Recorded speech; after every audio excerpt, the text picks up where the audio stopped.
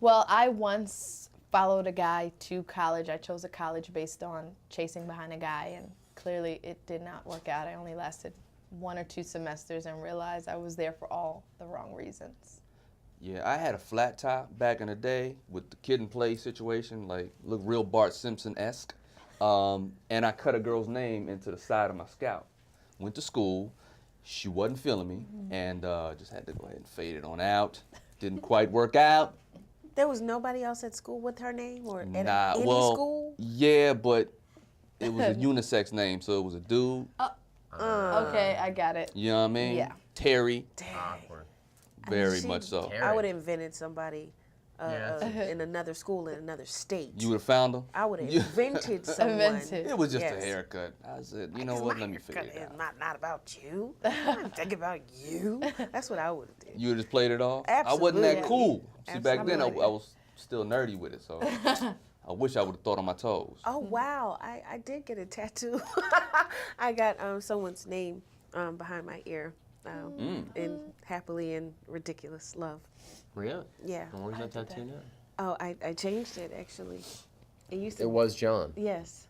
Oh, I love that. 316. Work it out. That's see it. smart. I see Work it. it out.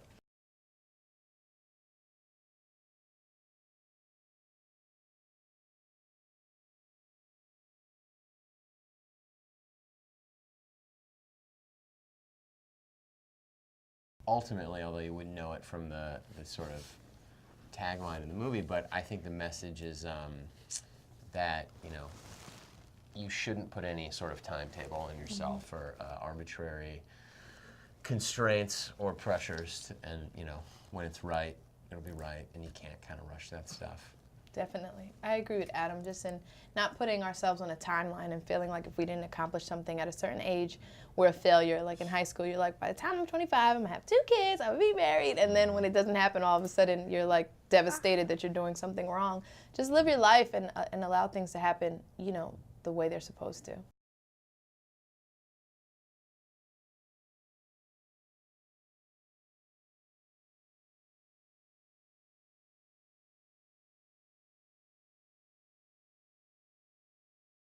Really cool. great. Didn't know who you were going to work with.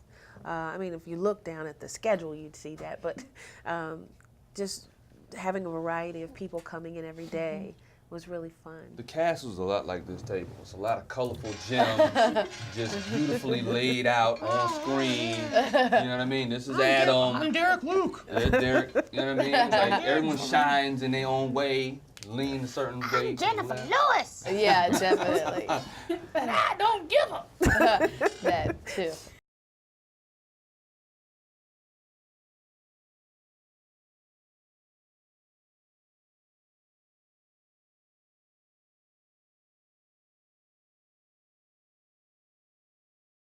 I felt like a prank was pulled on me when he pulled my last scene out. Like he called me down for a second day of shooting, and I was supposed to drive Montana at the end when she was about to miss that flight and looking for Derek. or whatever.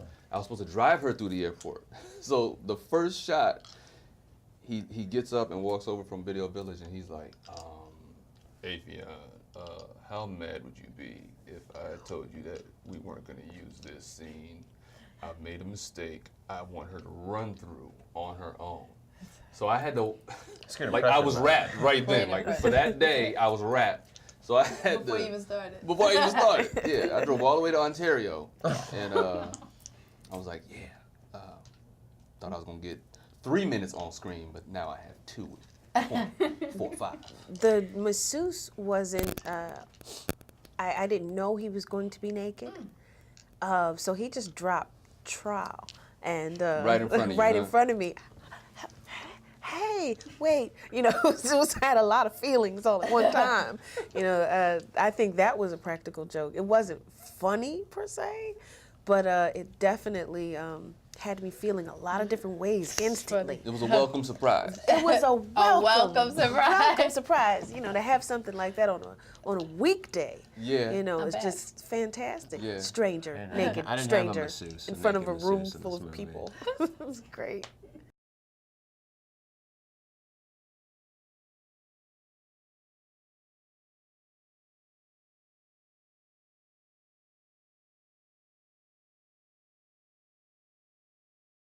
I was telling a story when, you know, a couple times I've had people pass notes like, hey, I'm sitting in 13E, just want to say hi, can I get your number? I mean, no sparks or anything like that, but I always find that to be kind of funny when people do that.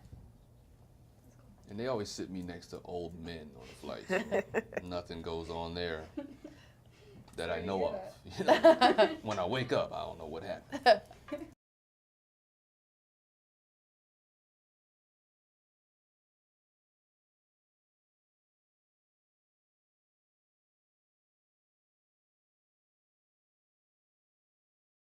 I did for like 2 weeks, and then it's back to Yeah. the usual. But for a minute, I was like, I got an insight into what goes on when they're making peanuts. Yeah, and my dad's a flight attendant, so I've always been familiar with the world in itself, and I just thought it was so funny, and I know this is going to be definitely my dad's favorite movie because he's lived out some of this in many different ways.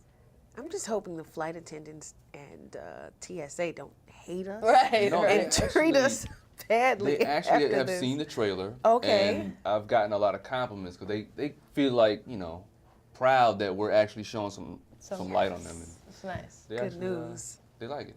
I I've gotten want some no favor. trouble.